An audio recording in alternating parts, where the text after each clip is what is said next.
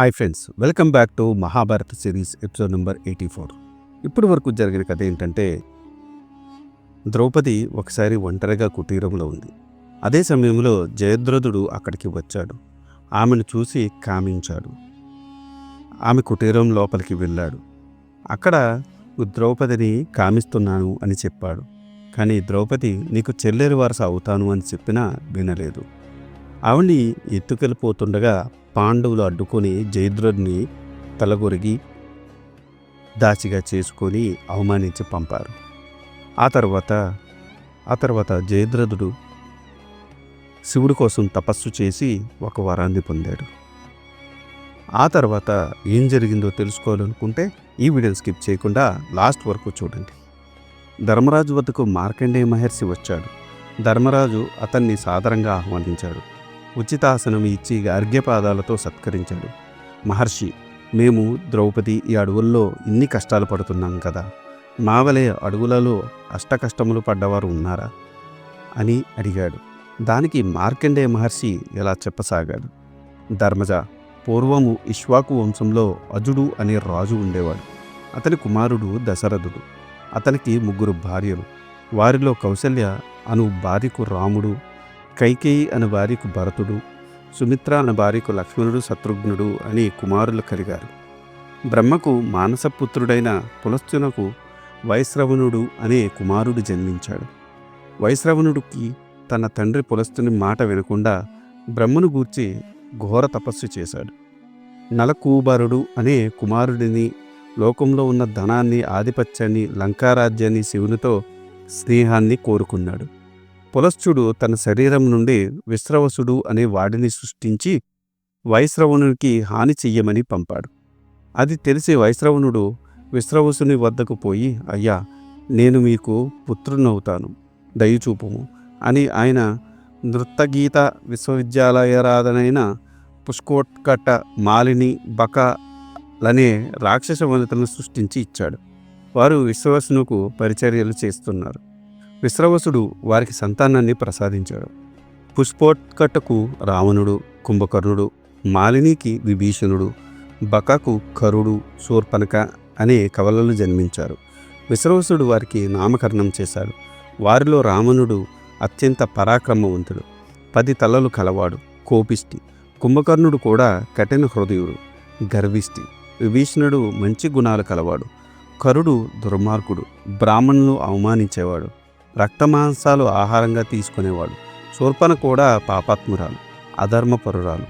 ఆ రాక్షస కుమారులు తండ్రి విశ్వసుని దగ్గర వేదాంగాలు, విలువిద్య అభ్యసించారు. ఒకరోజు వైశ్రవణుడు అంటే కుబేరుడు వారిని చూడ్డానికి వచ్చాడు. అతని వైభవాన్ని చూచారు రావణాదులు. అది అంతా అతనికి తపస్సు వలన సమకూరినదని తెలుసుకొని వారు కూడా తపస్సు చేయడానికి బయలుదేరారు. రావణుడు, కుంభకర్ణుడు, విభీషణుడు బ్రహ్మను గూర్చి 1000 సంవత్సరాలు తపస్సు చేశారు. వారికి శూర్పణఖ, కరుడు సేవలు చేస్తున్నారు. కానీ బ్రహ్మ ప్రత్యక్షం కాలేదు. రావణుడు తన తలలో ఒక తలను ఖండించి అగ్నికి ఆహుతి చేశాడు. కానీ బ్రహ్మదేవుడు సాక్షాత్కరించలేదు.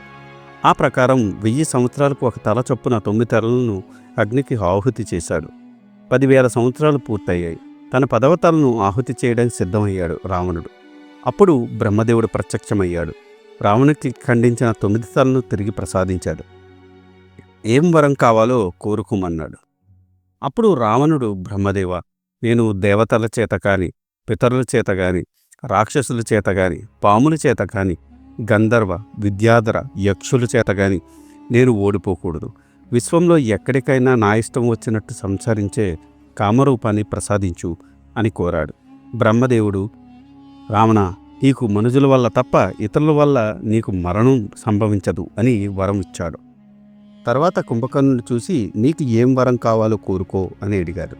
దానికి కుంభకర్ణుడు విధివశాత్తు తనకు అత్యంత ప్రియమైన నిద్రను ప్రసాదించమన్నాడు. అలాగే అని బ్రహ్మదేవుడు వరం ఇచ్చాడు. తర్వాత విభీషణుడు చూసి, నీకు ఏం వరం కావాలో కోరుకో అన్నాడు.